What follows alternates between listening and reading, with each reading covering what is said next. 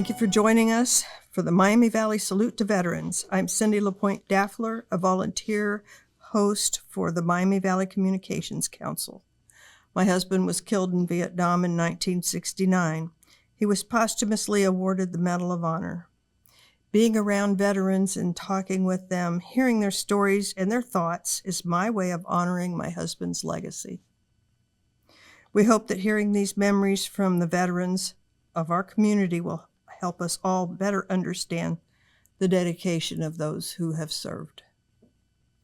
Today we're talking with Alejandro, Alex, Villalva of Centerville, an Army veteran who served from 1991 to 2023. Mm-hmm. He'll tell us the story of his time in the military, which was a long time. Yes, it flew by. Did it? So, I had a good time. Thank you for being here with us today, Alex. So when you went into the military, you volunteered. Mm-hmm. And why did you choose the Army? I volunteered for different reasons. I think first and foremost, my family had a history of military service. So I was the third generational veteran. My father was Air Force active duty from 1954 to 1958, Cold War, post-Korea. So I grew up with his knowledge of his service, although he didn't talk about it much. But the real influence was his father, my paternal grandfather, who was a World War II combat veteran in Italy. And so I had grown up in that arch of my grandfather's combat service, which he rarely spoke of to us, but he was open. Nice. But those two kind of set up the path that certainly it was never talked about in the sense of, well, this is a requirement of you, or I served, or your grandfather served, so therefore you should. It was just more of my decision. The other, perhaps the overarching motivator for me was from the time I could begin to even write. I had a fascination with military history. So my father had these influences in my life that were peripheral, but they were always there. My father was an architect. He was an artist. He was a historian, and he was a modeler. So in our house, we had drawings that my father would make. And my father was a huge fan of aviation because he had grown up in World War II as a child while his father was away. So he had a love for aviation. He never flew, but he loved aircraft and cars. And so we had models all over the house. They're hanging in my bedroom ceiling. My dad would draw drawings all the time. We had books, we had encyclopedias, and I would just consume all of this information about military history and vehicles and aircraft. And so that was something that drove me to become a military historian from a very young age. And so as I came up into my teens and high school, I was still studying and doing a little bit of collecting. But as I got into my 20s, I wanted to go to school. I was in Austin Community College back in Texas at the time. Mm-hmm. And I was just caught in life. I wasn't doing a whole lot. I was in school, I worked, anything of great interest, if you will. But as I got into my very early 20s, I realized the epiphany hit me, which was, you say you're a military historian, you collect all these military things. Are you going to be able to live with yourself for the rest of your life if you don't serve, but you continue to study and gather all of this knowledge? I thought, no, that's going to be an empty existence, and I won't live with that. And so at the ripe old age of 22, I said, no, we have to do this. Mm-hmm. And there was no one really pushing me. As a matter of fact, the contrary was my serious girlfriend at the time did not want me to go in. I'll bet. And I said, no, this is something I have to do. So on my own, I just decided to proceed down that path. So I went and found the Texas Army National Guard recruiter. And without any real scope or vision of what I wanted to do other than serve, I just said, I'll do whatever. Mm-hmm. And so I raised my hand at the age of 22. The next year I went to the delayed entry program, and the next year Almost at the age of 23, I was sent to basic training at Fort Jackson, You South were- Carolina. You were the old man. I was, although I didn't really feel like it. No. So, Oh my gosh. So I was a late bloomer, if you will, Hmm. and it was absolutely the perfect decision. And so, being a veteran, serving, and now studying, continuing to study military history and everything that encompassed it, it just gave me great motivation because I felt that I was not just a talking head, but I was someone who had actually lived it, and therefore I could speak about it from a very personal decision. Yeah. So your training was the same as any other. Yep. You went. How was that? it was fine because the Army, unlike, well, let's see, the Army and the Navy are unique because they have, no, that's not right. The Air Force and the Army being parent services because the Air Force evolved from the Army. And so they share a lot of characteristics together. One of them is those are the only two services that have three components. You have active duty Army and Air Force. You have reserve, Army Reserve, Air Force Reserve, and then you have Guard, Army National Guard, and Air Force National Guard. And so I was just another soldier as far as I was concerned, and I never let the Guard title hold me back. Sure. And a lot of my peers were astounded when I was excelling in almost everything, and they would ask me, they would say, "What, are you active duty?" And I said, "No, I'm Guard." And they were just kind of blown away because they thought that the Guard's going to be someone who's not as adept as they were. Mm-hmm. And I just wanted to be a soldier. I just wanted to serve, and I was going to apply myself to the maximum extent in everything I did. And even at the age of almost 23, I was running circles around them. And I shot extremely well. I listened to everything that my drill sergeants told me. I just absorbed it, I processed it, and then I executed. And so everything that they told me to do, I did. And I was just very fortunate to do very well. And I graduated at the top of my class in basic training. Oh, wow. I had the highest PT score of the entire company, which were 4 platoons. So we're talking upwards of. And were those all Guard or were they mixed? Everybody. Okay, it's all Army. Yes. So we had in the entire company, it was components of all three: Guard kids, reserve kids, and active duty kids. And we're at that point, we're just all kids because we're coming in right in from the get-go. Yeah. So we're just kind of all the same. Wow. And so I'd found my calling, and I just didn't look back. I just kept going, and I took whatever they wanted to offer me, training or deployments or whatever. I was right there to say, I'll do it. Wow. When you went in, what MOS did you? At that time, it was, see if I can remember. They've changed everything since then, but it was 76 Papa, which is Material Control and Accounting Specialist. That's kind of stamped in your head because that's your first job. Mm-hmm. It's quartermaster. It was supply. Oh, Which okay.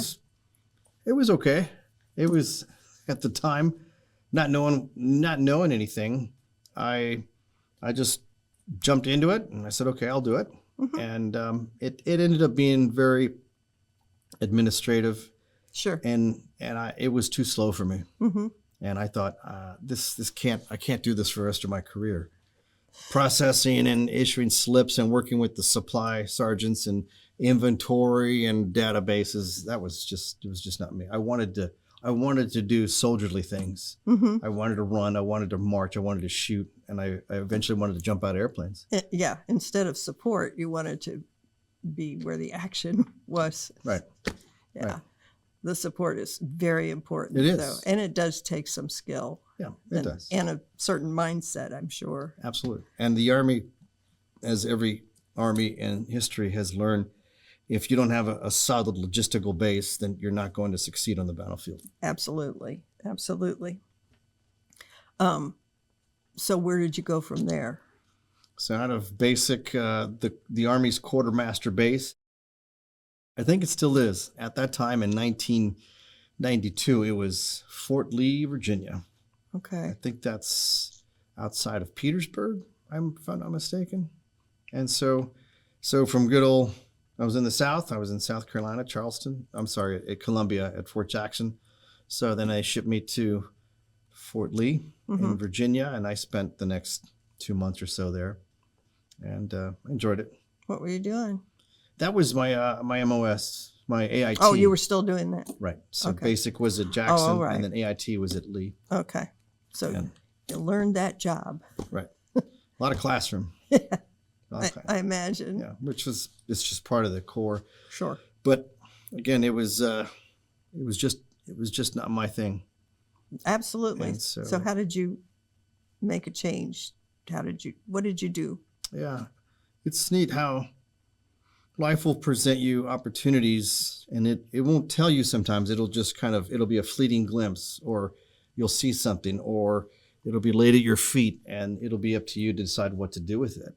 And so I got my training, came back to Austin, Texas. I was in the Texas Army National Guard, and I was doing the drilling, and I did that for a couple years. And one day in the drill hall, and I was a E4 maybe at the time, but another young man walked past me, and I noticed on his BDU jacket, his camouflage, his blouse, he had the drill sergeant badge on his jacket, and he walked by, and I thought, I wonder if I could do that, to become a drill sergeant, to become a trainer.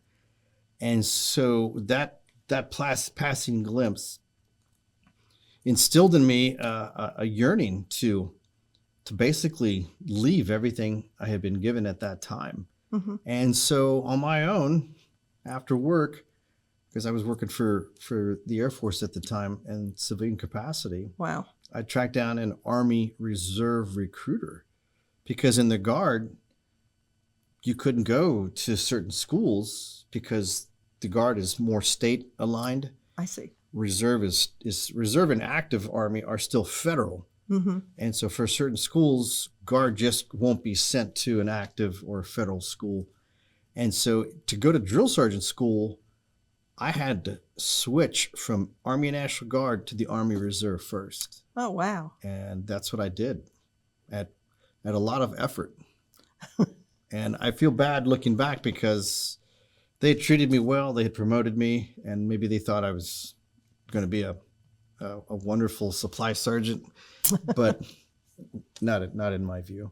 And so I completely just changed the channel and switched to Army Reserve, immediately went to a unit that was a drill sergeant unit, because the Reserve had specific units where they would train drill sergeants, and then they would support active duty with their drill sergeants at basic training sites. Okay. And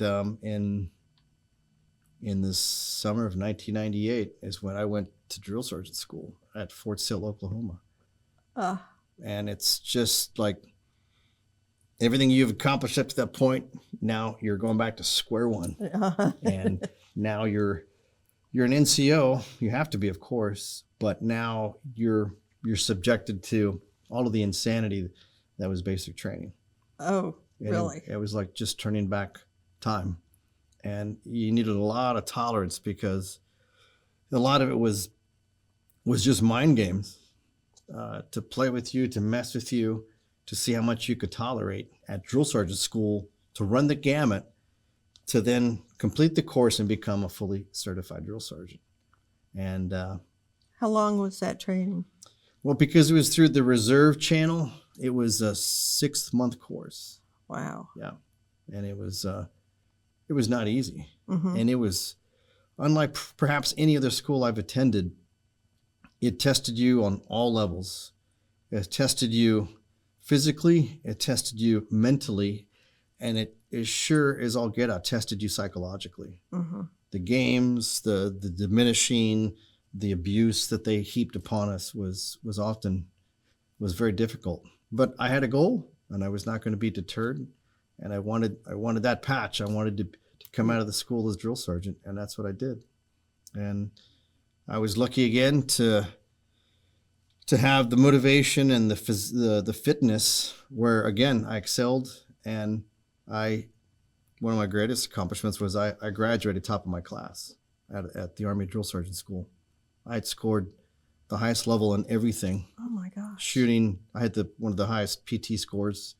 And in Drill Sergeant School too, it's like a heavily accelerated college course, because you're as a drill sergeant, you have to get up in front of a platoon, a company of kids, and you have to teach them what we call an MOI, a module of instruction, which is a class.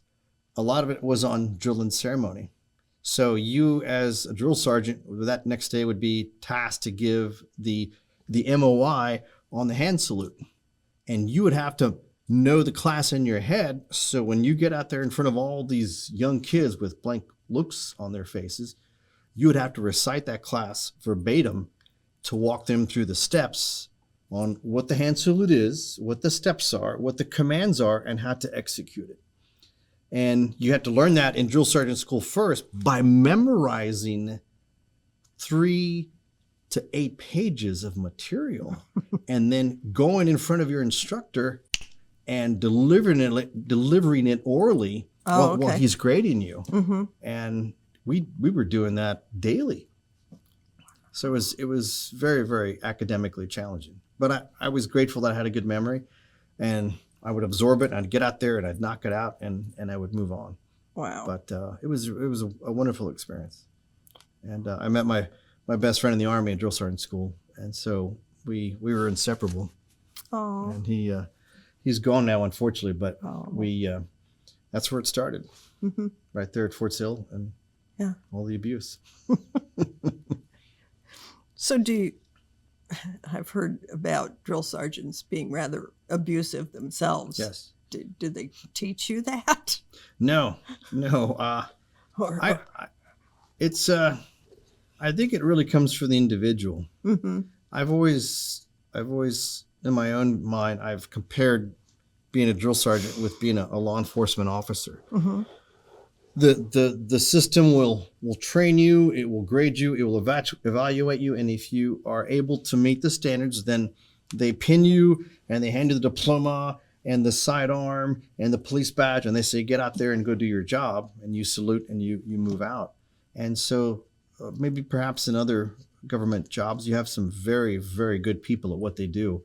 But in the same spectrum, in the same category, you have some very, very poor people in their delivery. Mm-hmm. And in the drill sergeant community, it was quite fascinating. I could have written a psychological book. I saw the absolute best in humanity with regards to trainers and, like my good friend, people with compassion and objectivity and motivation to get these kids trained to the highest level. And then at the bottom end, I saw the absolute dirges of the evil, the sadistic, the brutal people that would just heap unnecessary abuse on a young man or a young woman just because they could. Mm-hmm. It was the power. The power. It was just the ego.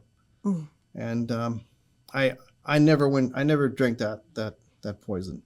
I was there to do a job, and that was to train these kids. Mm-hmm. And abuse is not necessary. No. And as the drill sergeant creed told us, because in drill sergeant school you learn, in certain Army schools there's a creed. There's a stanza of lines that you must memorize if you want to go to that school. Drill sergeant school has a creed, the drill sergeant creed. If you want to become an Army Ranger, you're going to go to Ranger school. There's a Ranger creed. You must memorize it. And then once you memorize it, then the idea is you will practice it. Whatever that creed says, you must enact. And the drill sergeant creed states in the 3rd or 4th stanza, it says, I will never allow a soldier to attempt any task I would not do myself. Which I've heard that. Which drove the mantra in my head, lead by example. And so here I am as a fairly seasoned E6 staff sergeant.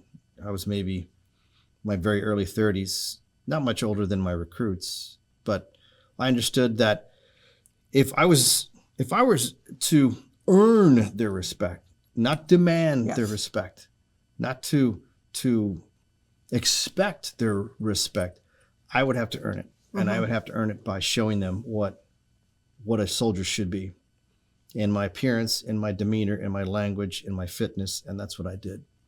And I would yell, sure, but for the right reasons. But it was never excessive. It was never abusive. It was always within the objectivity of what was at stake. If a kid's on a range and he has a weapon, and we have instructed them, you will orient your weapon only if you're in the right lane on a live fire range. Your weapon is pointing to the right. You will never turn your weapon to the left, because now you're going to flag your opposite soldier who's on your left side, and you're carrying a weapon with live ammo. And so you cannot have the threat of crossfire. So both kids are firing outward, not inward. Okay. And so on one particular day, I noticed an infraction by a kid who was naturally a tendency, if he's a right-hander, he's going to flip his weapon. So his hand is on the pistol grip with his right hand. Now his weapon is facing inward, which is going to flag his partner.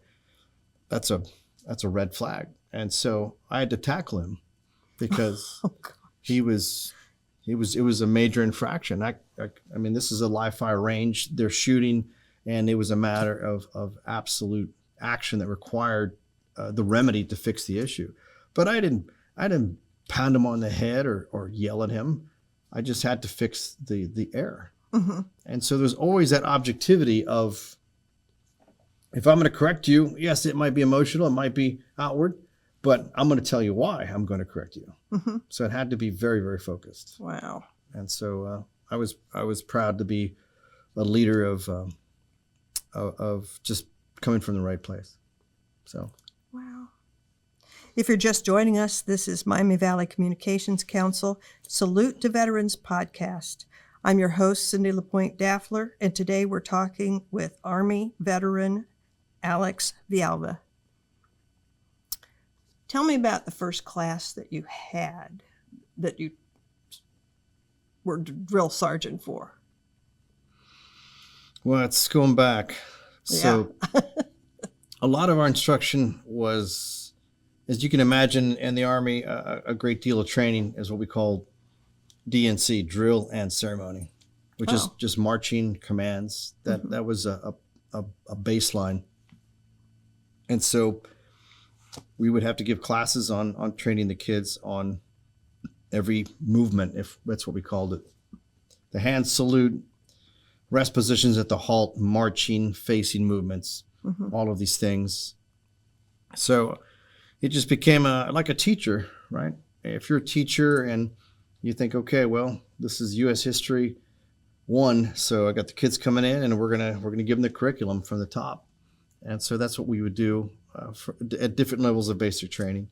So teaching was always paramount, whether it was a curriculum part, or we would teach Army values as well, the 7 Army values. It was the acronym leadership, LDRSHIP. Loyalty, duty, respect, selfless service, honor, integrity, and personal courage. And so we would often give classes like that. And those were some of my most favorite classes, because what I would do is I was going back to my own past in the military history element, and I was pulling the lessons from my military history studies, and I was injecting them into my Army classes. And if we're going to talk today about, there's one in particular, let's see, it was personal courage. And so every week we'd get all the kids together and we would play video, and we had an hour block of instruction on that Army value. And on that day, it was personal courage. And so what I talked about that day with all the kids in the bleachers was the story of the Black Hawk Down story from the movie, which is based on the book, Black Hawk Down by Mark Bowden. And I talked of the incredible courage of the 2 Delta Force sergeants, Master Sergeant Gary Gordon and Sergeant First Class Randy Schuchart, who, when the second bird went down in the city on October 3rd, 1993, which we just hit the anniversary here just a couple days ago, 32 years ago, I think. And I talked about those lessons, and I'm taking things from Army history and what actually happened. And if I'd known about your husband, I would have built that right in, because these are just, you can't ask for a better example in showing these kids what this value looks like. And that was my driving force, was to just hammer home these lessons, and to hopefully that they, like with your own kids, that they stick, and that it gravitates within them, that they think, and the next time when they're doing something like, hey, Mom and Dad told me about that time, or I remember when my dad was talking about this, or in my case was when my drill sergeant told me about that lesson from history. So that was always paramount in my role as a drill sergeant, was to build the history and to inculcate the values and the heritage and the background into those kids. And I hope it stuck for some of them. So, and Yes. I hope so. So like, it's just, I always looked at it, Cindy, as the respect and the responsibility of being a drill sergeant is exactly, if you do it right, it's exactly like being a good parent. You're always there, you're always nurturing, you're always looking over their shoulder, you want them to succeed, and you're going to help them, whatever the case, to become good citizens, to become good kids. Wow. And that was my job. Yeah. So you had them in classroom, and you also did training on the marching and everything. Everything. Yeah. It's really only a job that a young person could do as a drill sergeant, because it's extraordinarily demanding. I imagine. Yeah, we're up the latest, we're up the earliest, and it's just it was very, very consuming. But that's why we were there. And ironically, I kept pushing myself. So once I did the actual drill sergeant experience, which I did for maybe 3 to 4 years, training the privates at basic training. Then when I came off active duty in the bottom of 2003, I thought, I want to keep going with this. I want to become an instructor at the drill sergeant school. I want to move up the chain, and I want to become a train the trainer, meaning I want to train the NCOs who will become drill sergeants, who will then train the privates. And so I moved up the chain, and I went to the drill sergeant school. Oh, wow. And that was almost as demanding as training the regular kids. Oh, I imagine. Because now the responsibility is that much higher. And that was just a wonderful, wonderful experience. So now, when you were training, where was this? So our drill sergeant school was at Fort Sill, Oklahoma. Right. And the kids that you trained, the privates, are the new kids. Yep. Where was that, at Fort Sill as well? It was, yep. Oh, okay. So at Fort Sill, which is the Army's main base for field artillery. And so there's a basic training station there. There's only one of 5 or 6 basic training stations in the entire U.S. Fort Sill was one of them. And at the same time, on a different part of the base, was the drill sergeant school. Okay. Which ironically was where I went to drill sergeant school. Yeah. So I'd come out of that same program, and it's like you graduating from Centerville High School, and you come out and then you go to the University of Dayton, you get a teaching degree, and then you come back to teach at Centerville High School as a teacher. Sure. So that's what I was doing. So I came out as a drill sergeant. Let's see, I came out of the drill sergeant school as a recruit, trained the privates, and then did that for a while, and then went back to the drill sergeant school to become an instructor. And you became an instructor, and did you taught the drill sergeants how to be drill sergeants? Yeah, the candidates. Yeah, the drill sergeant candidates. Yeah. Yeah. There at Fort Sill? Exactly. Still? Yeah. Okay. And now, instead of me being the young drill sergeant candidate who is rambling off these MOIs from memory, now I'm the instructor in the chair with the grading thing, grading them. So I had switched roles. Yeah. And I just kind of moved up the chain. Yeah. So. Yeah, I enjoyed that very much. How long did you do that? 5 to 6 years. Wow. Long time. Yeah, I really enjoyed. I enjoyed all the phases, but really it's like now training, instead of training your kid in grade school, now you're training your kid at college or in high school, because they're no longer kids. They're young adults, but they still need instructing. Sure. And that's what we were doing at the drill sergeant school. And luckily, I had the honor of my old buddy from drill sergeant school, who was my fellow student. We had gone into the drill sergeant community and parted ways. Well, we came back together at the drill sergeant school all those years later. Oh, And he now- was doing the same thing. He was doing the same thing. Oh, that's So, great. so at that time, we're all Army buddies now, able to do the same thing at the same time. Yep. Yeah, I really enjoyed that. That was just a once in a lifetime experience. So, and we were sharks. We were very, very good at what we did. Mm-hmm. We expected a lot, but we always held the standard intact, and we lived it. We just didn't expect standard from them and not execute it ourselves. Certainly. But we were certainly very good at what we did. Oh, And wow. so, yeah, wonderful experience. So, yeah, I was very, very fortunate. I'm so glad looking back that as a young kid back at that National Guard Hall in Austin, Texas, if I had not challenged myself by seeing that kid walk by with that patch, I may have just ended up just doing the bare minimum and the average, if you will, at some supply unit back in Austin, Texas. So I'm glad I continued to push, to excel. That is amazing. So, well, it's just the So you did that for several years. You trained I did. the drill sergeants. I look back, I think, over the 3 decades of service, I think it's safe to say I was in the training community for over 2/3 of my career. Mm-hmm. From 98. Well, I came out of the school. Well, if I went into drill sergeant school in the summer of 98 and I retired in 23, that's 25 years, roughly. So did you retire doing that? I did. And so after the regular drill sergeant thing, after drill sergeant school as an instructor, I kind of went to a regular unit for a while, just being a trainer. We would support the ROTC camp in the summer at Fort Knox. I was back to the reserve point at that time. Okay.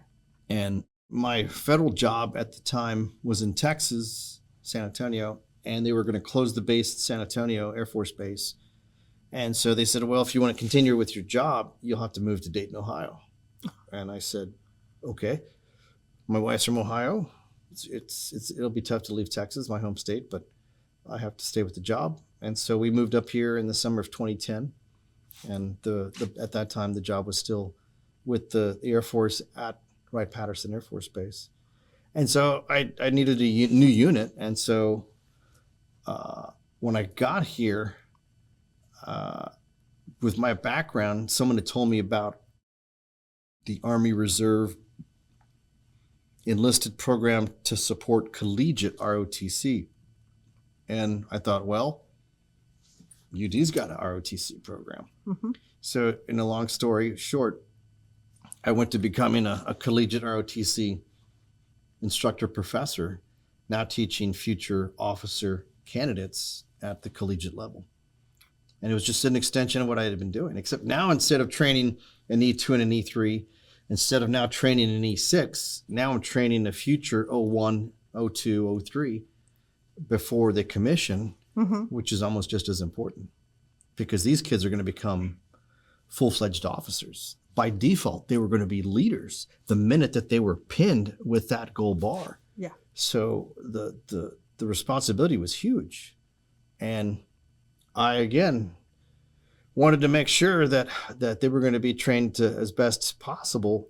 So there was a lot of classroom instruction, obviously, so it's on a college program. Sure. And they're teaching them all the basics of soldiering. But I wanted to really hammer home the lessons of leadership through military history. Mm-hmm. And that's what I really focused on, was bringing back those lessons like I did for my privates back at Fort Sill 20 years prior. And now I'm instilling those into these young officers, which was really huge, because those kids in my classroom, sophomores, freshmen, juniors, seniors, are going into the real Army, many on active duty, and now they're going to be leading young men and young women in a real world situation, in the real active duty scenario. Wow. And so that was extraordinarily. How long did you do that? I did that for, let's see, almost 5-6 years. So that's where I wrapped up my career, was at UD. Oh, that's great. So, yeah. And it was just, looking back, you don't know it at the time. It's just happening. Yeah. But I just kind of worked up the chain from basic training, initial entry training, kids, recruits. Then I went to the NCOs at the Drill Sergeant School. And then I ended up at ROTC program teaching future officers. And I really enjoyed that. I think most of them really did well. They went on to active duty. I stay in loose contact with the few, and these are kids on the tip of the spear now. They're in artillery units, they're in infantry units, they're in ranger units, and hopefully that they're leading from the front. Like I hopefully inspire them by bringing those examples of military history and saying, hey, that's what a real soldier does. They lead from the front. They lead by example. They never put themselves first. So. Yeah, it was a wonderful opportunity. So I've been very, very fortunate. So Yes. Yeah. So I have no regrets. I think I did everything that I wanted to and more. And I was just always looking for an opportunity, and I was going to make the most of it. And so it went by. Looking back, it went by very, very, very fast. So 30 years really didn't seem like 30 years. It evolved. And I mean, like anything, at some point, they'll become, the road ends, the journey is over, and you have to move on to something else. Yeah. So, but those opportunities were priceless. So what are you doing now?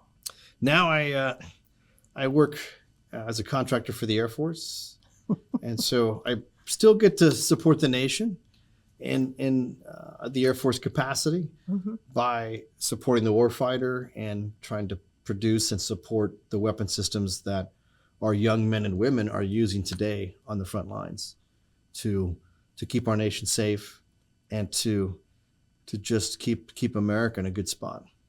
So your hand is still in the military. Very much so. Yeah. Just in a different role. So Yes. I miss being in a position to train, but on occasion, and when it pops up, I'll give a little bit of inspiration to young officers or NCOs. I really enjoy working with the kids of today. Yeah. I call them kids, but Yes. Well, they are now Yeah. to you. yeah, anyone under the age of 50 is a kid. And you also do some reenacting. I do. The living historian is a big part, in the sense that I thought, well, what good does all this information you absorb do if you just hang on to it in your head? So I've done living history on my own, just to demonstrate that to the public. I started off as a World War II historian, living historian, way back when I was still in the Army Guard. So I did World War II for a while, and then now I do more of back then it was tactical, where you'd go in the field and you would engage in mock battles. And so now it's more of an educational process. And so I focus almost entirely on military aviation. So I'll take displays on the road. I'll set up equipment and helmets and mannequins fully dressed in flight gear. And I want people I just try to educate the American public. Yeah. Yes.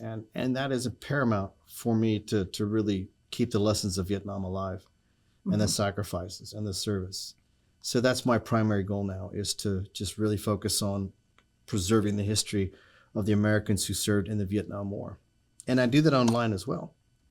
I have 2 big Facebook history groups that I oversee almost single-handedly.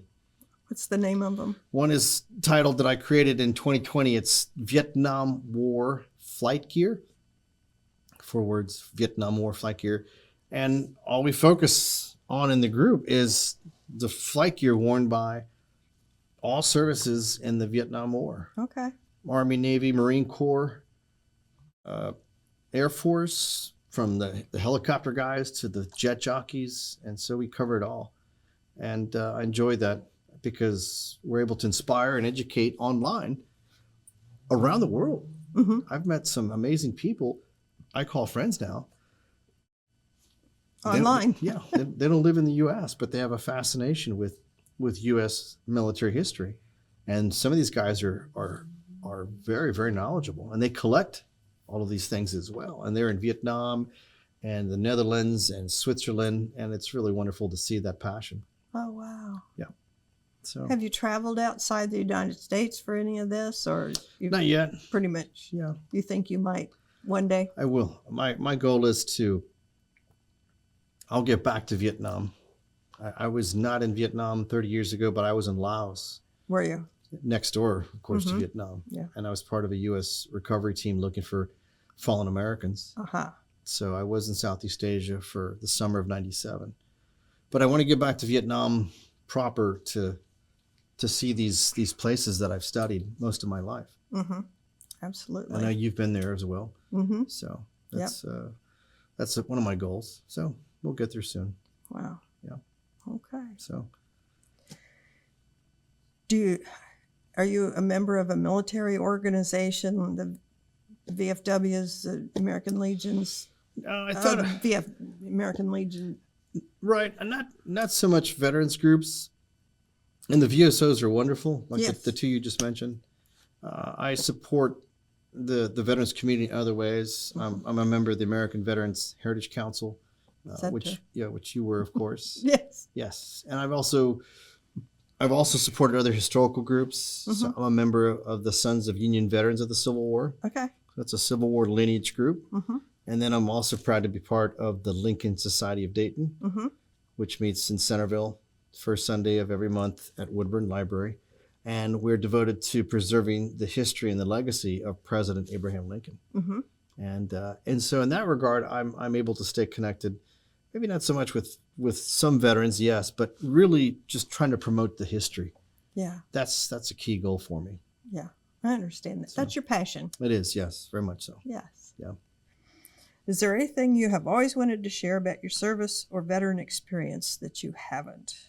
I don't like to do a lot of talking per se. I'd like to get out there and do things. Yeah. And so I think just looking back, I'm proud I took the opportunity to serve because I knew then, especially maybe because I was a little bit older, I was 22 on a different path altogether. And I'm glad I told myself that. I think I said, you're going to have one shot at this, one opportunity in your lifetime at this juncture right now, what you're going to do. Mm-hmm. And are you going to be able to live with yourself if you say, no, I don't want to serve in the military? Mm-hmm. And I've often told myself that I'm grateful I had the wisdom to take ownership of that decision, to take that path. Absolutely. Because if I'd listened to everyone else, my girlfriend, who may have become my wife at the time if I had wanted it, it would have been a completely different trajectory in life. And if I'd gone through door B, it would have never happened. And I think I would have regretted that for the rest of my life, because I would have thought, so you're just a historian, but you're not a veteran. Yeah. You can write about this all day long. You can read books and look at pictures, but it's not the same as having experienced it. Mm-hmm. And I thought, I can't live with that. Yeah. So you better drop what you're doing, whatever the cost, and raise your right hand. Mm-hmm. And it was probably the best decision of my life. So, yeah. What would you like people to remember from your story? I think living a life devoted to service is so important, whatever that is. Not just military service, but service to your community, service to your family, to your fellow Americans, your fellow Ohioans, your fellow Centerville residents, whoever it is, just doing something to give back is so important because we've been given so much. And so if given the opportunity, you go seek the opportunity to try to give back to some degree because there's just so much need in the world today. And whether it's to veterans, whether it's to the preservation of history, American ideals, giving back to the needy or the underprivileged, if you're able to do it physically, Yes. or have the opportunity, or not even the monetary means, but just your time and your effort is often enough.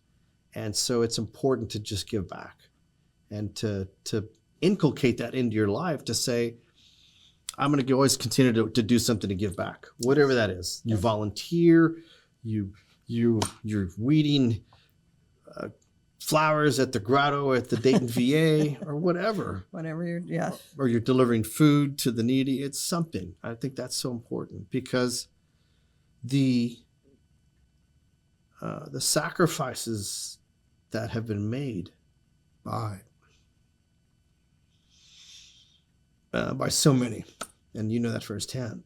When I read those stories, and I still do, it's motivating because it's a sense to call to do something, to not take anything for granted. Yes. And so those lessons are always with me.